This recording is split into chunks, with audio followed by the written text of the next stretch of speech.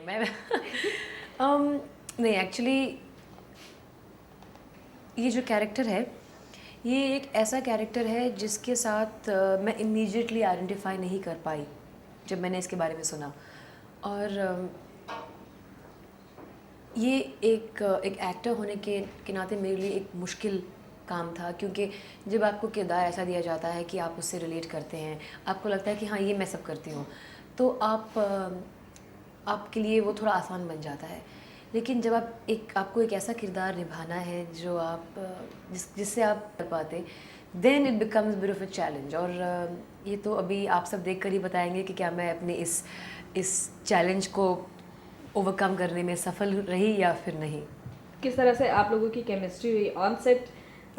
जैसे कि एक हीरो है और 2 हीरोइन है तो लव ट्रायंगल का कोई इसमें है क्या? कुछ लव ट्रायंगल हो सकता है, मैं कुछ कहना नहीं चाहूँगी, थ्रिलर है। लेकिन अभय को मैं बहुत देर से जानती हूँ। अभय और मैं करीब 3-3.5 साल से एक दूसरे को जानते हैं और बहुत अच्छे दोस्त रह चुके हैं। तो जब हमें एक साथ काम करने का मौका मिला, एक बहुत ही रिलैक्स एटमॉस्फेयर था हम दोनों के बीच।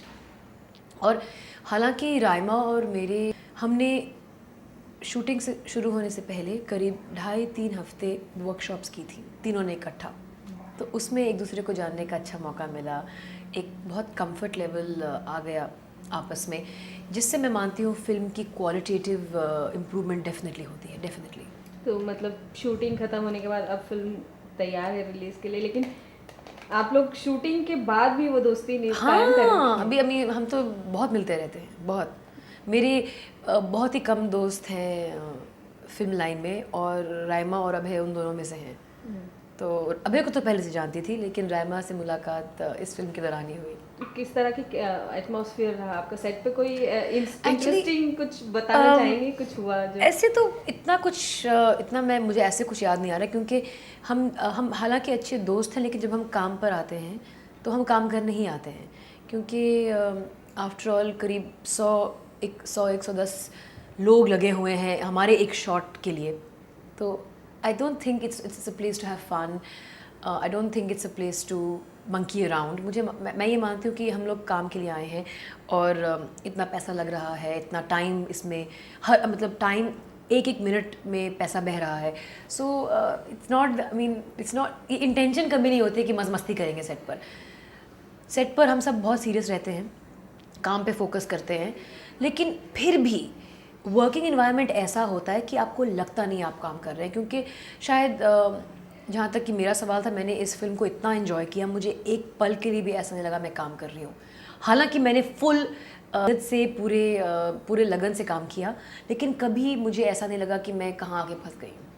सुबह से लेकर शाम तक मैंने इस रोल को निभाने में हर एक पल को एंजॉय किया है, हर एक पल को। ओके गुल, बात करें आपके रोल की, जो कैरेक्टर है और जो उसका मेकअप है, जो इसके पहले भी आपके डोर में भी इतनी सिंपल, उसके पहले भी जब जो फिल्में आई हैं आपका लुक काफ़ी सिंपल रहता है।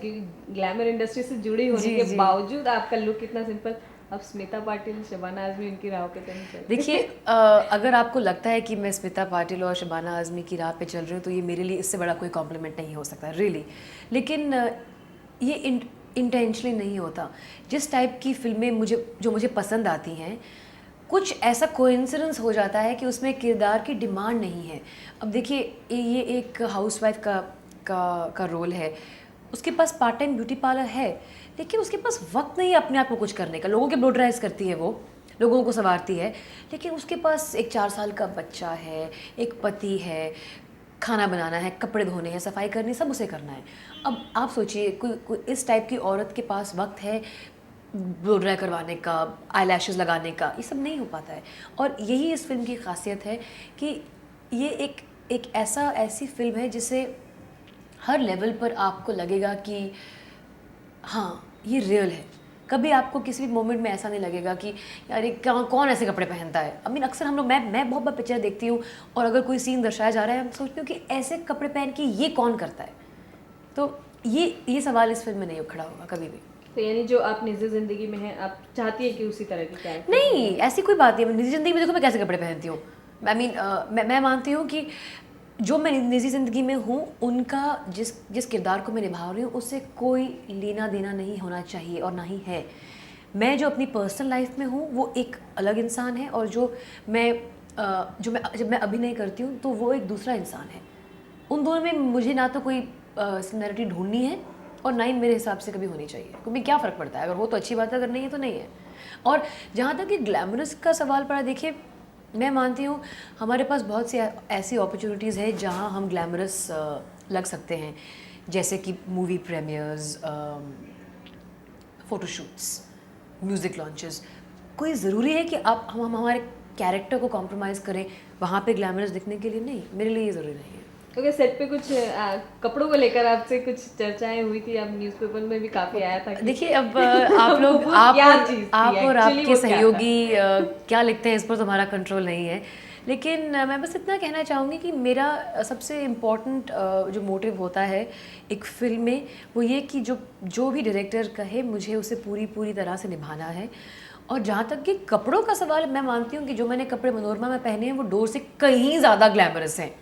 डोर में तो मेरे पास शेपलेस कपड़े थे बिल्कुल, और क्योंकि वो कैरेक्टर की डिमांड थी। यहाँ पर एटलीस्ट वो नॉर्मल कपड़े पहनती है। I mean it's not like she is not a model. ना ही वो ऐसी लड़की जो बम्बई में रहती है, वो छोटे से शहर में रहती है जो राजस्थान में है, लाखोट इसका नाम है। तो ये पता नहीं किसने कैसे कहीं पे ये बात खड़ी कर दी। कॉस्ट्यूम्स के मुद्दे पर तो कभी कोई डिस्कशन ही नहीं हुआ।